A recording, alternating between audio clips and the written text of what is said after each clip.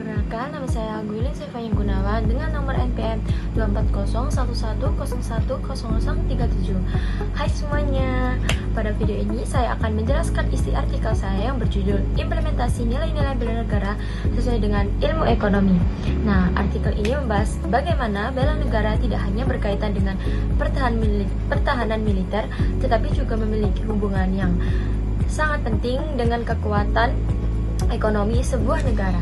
Nah, di bagian pertama ini yaitu konsep bela negara dalam ekonomi. Pada umumnya, bela negara sering dipahami sebagai upaya mempertahankan kedaulatan melalui kekuatan fisik ataupun militer. Namun, artikel ini menjelaskan bahwa di era globalisasi, bela negara juga mencakup upaya menjaga stabilitas dan kemandirian ekonomi. Sebuah negara memerlukan ekonomi yang kuat agar mampu menghadapi berbagai ancaman global seperti krisis ekonomi, gejolak pasar dunia, maupun ketergantungan pada negara lain. Nah, di bagian 2 ini, kemandirian ekonomi sebagai pilar bela negara. Artikel ini menekankan bahwa kemandirian ekonomi adalah fondasi utama dalam bela negara. Kemandirian ekonomi berarti kemampuan negara memenuhi kebutuhan rakyatnya tanpa terlalu bergantung pada impor. Nah, cara mencapainya adalah dengan memperkuat industri dalam negeri, mengembangkan teknologi, dan juga mengelola sumber daya alam secara bijak.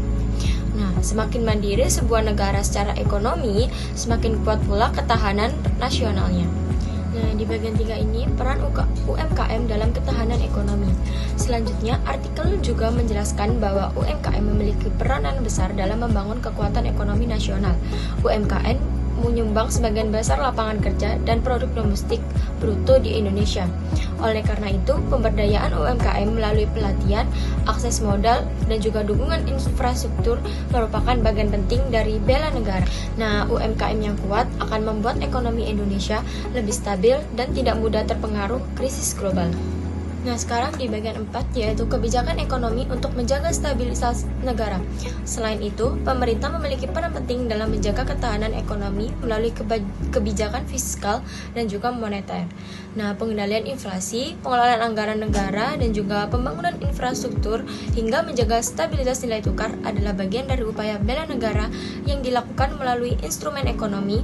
Kebijakan ekonomi yang tepat tidak hanya memperkuat kondisi finansial negara, tetapi juga menjaga stabilitas politik dan juga sosial. Nah, itu tadi isi dari artikel saya, dan kesimpulan dari saya secara keseluruhan yaitu artikel ini menyimpulkan bahwa bela negara bukan hanya tugas militer, tetapi juga seluruh masyarakat melalui kontribusi ekonominya, mulai dari mendukung produk lokal, membangun usaha, meningkatkan produktivitas, hingga menciptakan pembangunan yang berkelanjutan. Dengan ekonomi yang kuat, Indonesia akan lebih siap menghadapi tantangan global dan juga menjaga kedaulatan negara. Sekian video dari saya. Wassalamualaikum warahmatullahi wabarakatuh.